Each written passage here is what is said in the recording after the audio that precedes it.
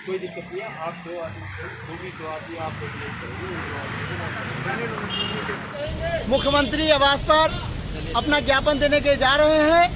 LG साहब के यहाँ से किसी तरह का कोई रिस्पांस नहीं मिला है। अभी हम लोग आमरण अनशन पर राजघाट पर बैठेंगे। मैं कमलदेव सिंह, युवा ज्ञान मंडल पूजा समिति अनंत पर्वत से बोल रहे हैं। क्या कहना चाहेंगे सर कि जिस तरीके से दिल्ली में छूट नहीं मिल रही है छठ पूजा मनाने के लिए, आप लोग यहाँ पे सारे हैं उपराज्यपाल से मिलने, क्या कहना है? हमें दोनों सरकारों से निवेदन है, राज्य सरकार और भारत सरकार, दोनों सरकार से निवेदन है कि हमें छठ पूजा के लिए इजाज़त दी जाए। ये हमारे आस्था का पर्व है, 5 दिनों का त्यौहार होता है और हमें धूमधाम से मनाने का इजाज़त दिया जाए। अगर सरकार हमें मनाने के लिए इजाज़त नहीं देती है तो भी हम, चाहे हमें जेल जाना पड़े, फिर भी हम अपना त्यौहार मनाएंगे।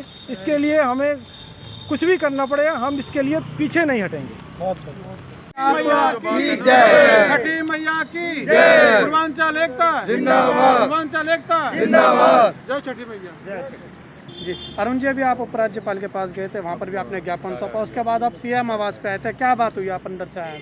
हम लोग सीएम आवास पर गए थे अभी ज्ञापन देने के लिए कि छठ पूजा की तैयारी जो हम लोगों की हो रही है और सामने 2 दिन बचे हुए हैं, इस पे जल्द से जल्द आप कोई सर्कुलर जारी कीजिए और मुझे जो है सो पूजा करने की इजाज़त दीजिए। और कंडीशन, जिस तरह से बिहार सरकार ने कंडीशन लगा करके 100 शर्त समितियों के साथ कंडीशन रखा है, उस कंडीशन को लगा करके आप भी हमें इजाज़त दीजिए। हम लोगों ने वहाँ पे काफ़ी मिन्नतें की कि हमसे कम से कम 2 मिनट के लिए अपनी प्रस्ताव रखने के लिए मुख्यमंत्री जी से मिलने दिए जाए। मात्र 2 आदमी आए हैं, सारे आदमी बाहर हैं, मात्र 2 आदमी हम बात करना चाहते हैं, मुख्यमंत्री जी को अपना प्रस्ताव समझाना चाहते हैं। उन्होंने अंदर गया और अंदर से आने के बाद बताया कि इसी विषय पे अंदर मीटिंग चल रही है और आप उनके जो कोई पीएस हैं राम कुमार झा जी, उनसे मेरी फ़ोन पे टेलीफोनिक बात हुई है। उन्होंने बोला 5 बजे तक आप लोगों को सूचना दूंगा मिलने के लिए। तो अभी यानी आपसे ना आपकी मुलाकात हुई और ना कोई आपको अभी तक आश्वासन मिला है? नहीं, कोई आश्वासन नहीं मिला है और असमंजस में हम लोग पड़े हुए हैं। हम लोगों से जब टेलीफोन पे बातचीत हुई तो बोले कि पानी में कोरोना बढ़ने की ज़्यादा संभावना है। तो हम लोगों ने पहले से ये प्रस्ताव दिल्ली सरकार को भेजा था आर्टिफिशियल घाट के लिए, जो इस तरह के टब में, इस तरह के पानी के टब में हम लोग जो है सो पूजा करेंगे और एक में एक सिंगल एक घाट पे एक आदमी बनाएंगे, आर्टिफिशियल घाट बना करके हम लोग पूजा करेंगे। ऐसा प्रस्ताव हम लोगों ने अभी भी टेलीफोन पे उनको समझाया है और मैं चाह रहा था जो कि अगर हम लोग के साथ 2 आदमी भी मुलाकात करते तो हम लोग उनको विस्तृत रूप से उनको समझाने में कामयाब होते, परंतु वो मिलना नहीं चाहे, मिले नहीं। जी अरुण जी, लेकिन हम बात करें दुर्गा पूजा की, तो दुर्गा पूजा की भी परमिशन दे दी गई थी, लेकिन आप लोगों को परमिशन नहीं मिल रही है। क्या कहना है इस जो 2 व्यवहार कर रहे हैं दिल्ली सरकार, इसके ऊपर क्या कहना है आपका? दुर्गा पूजा एक है जो सीमित लोग घर में भी कर सकते थे और ये छठ महापर्व ऐसा पर्व है कि छठ पूजा बगैर पानी में हो ही के किए नहीं जा सकते हैं। और बिहार के और पूर्वी उत्तर प्रदेश के लगभग सभी घरों के माताएं बहनें छठ पूजा करती हैं, यहाँ तक पुरुष भी पानी में खड़े होते हैं, उनकी मन्नतें हैं। और इतना बड़ा महापर्व बगैर सार्वजनिक जगह पे के आयोजन नहीं हो सकते हैं। अगला कदम क्या रहेगा? अगला कदम अभी 5 बजे तक का टाइम दिए हैं, 5 बजे तक हम लोग इंतजार करते हैं और हम सारी समितियों को पूरी दिल्ली में आह्वान किए हैं। सारे आदमी बैठेंगे, अभी विचार करते हैं और हम लोग कहीं पर आमरण अनशन पे बैठेंगे। हम लोग छठी मैया के लिए अपना जान प्राण तक देने के लिए तैयार हैं। हमारे छठ पूजा के जो आयोजन होता है उसको रोका गया है, जिससे हम लोग बहुत ही दुखी हैं। साथ ही एक बात का बहुत दुख है कि हमारे मौलिक अधिकार जो संविधान ने दिया उसका भी हनन हो रहा है। आज हम प्रदर्शन करने के लिए 250 आदमी का हमने सरकार से कहा था, पुलिस से हमने कहा था कि हमें परमिशन दीजिए और हम प्रदर्शन करेंगे। जैसे ही हम प्रदर्शन करने की तैयारी कर रहे थे, हमारी जो लोकल पुलिस है, गांधीनगर की पुलिस, हमें बुलाते हैं, वो कहते हैं आप आइए, आपसे बात करनी है। उन्होंने हमें बिठा दिया।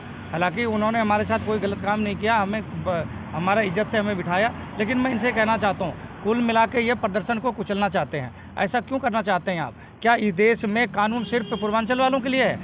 मोदी जी, प्रधानमंत्री जी, आपसे बहुत ही अदब से मैं कहना चाहता हूँ, बहुत इज्जत से कहना चाहता हूँ, प्रधानमंत्री जी जब बिहार में आप चुनाव जीते थे तो आपने वहाँ पर जो किया था वो क्या था? उसमें कोविड-19 नहीं था क्या?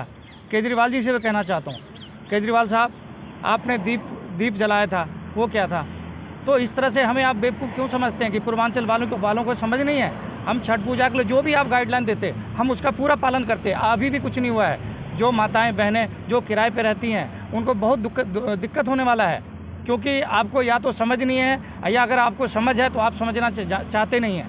मैं आपसे यही निवेदन करने आया हूं कि आप शर्तों के साथ जो छठ व्रत रखती हैं उनको परमिशन दे दीजिए, उनके परिवार को दे दीजिए। हम लोग भी नहीं जाएंगे और साथ ही अगर कोई दिक्कत होती है तो हम अपने संस्था की तरफ से मास्क होगा, सैनिटाइजर होगा, जो भी होगा सरकार का गाइडलाइन उसका हम सख्ती से पालन करेंगे। संस्था का नाम बताइए अपने। पूर्वांचल नवनिर्माण संगठन अध्यक्ष।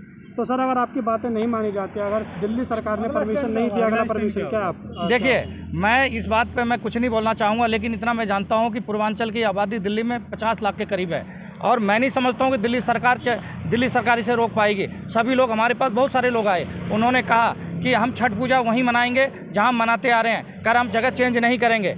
तो मैं उनसे बोल जरूर रहा हूँ कि आप मत कीजिए, सरकार जो भी नियम देगी उसका कहते हैं हम नहीं मानेंगे, हम घाट बनाएंगे, सरकार में ताकत हो तो हमें रोक के दिखाए। तो अब कैसे आपको परमिशन दी दिल्ली पुलिस ने आपको यहाँ तक आने की? यहाँ आने के लिए उन्होंने मुझे कहा था कि 4 आदमी के साथ आ सकते हैं। कल भी उन्होंने मुझे बात किया था, SHO साहब थे, उन्होंने कहा 4 आदमी के साथ आ सकते हैं आपको परमिशन है। यानी आपको दिल्ली पुलिस की घेराबंदी में ही काम करना पड़ रहा है? बिल्कुल करना पड़ रहा है। मैं आपको पहले मैंने आपसे कहा कि हमारा जो संवैधानिक अधिकार उसका हनन हो रहा है और ये पुलिस के द्वारा कर रही है। पुलिस को हथकंडा बना के सरकार इनको आगे करके हमारे जो वो है प्रदर्शन है उसको रोका जा रहा है। सर दिल्ली पुलिस तो लेकिन केंद्र सरकार के अधीन है, केंद्र सरकार के लिए क्या क्या हो गया?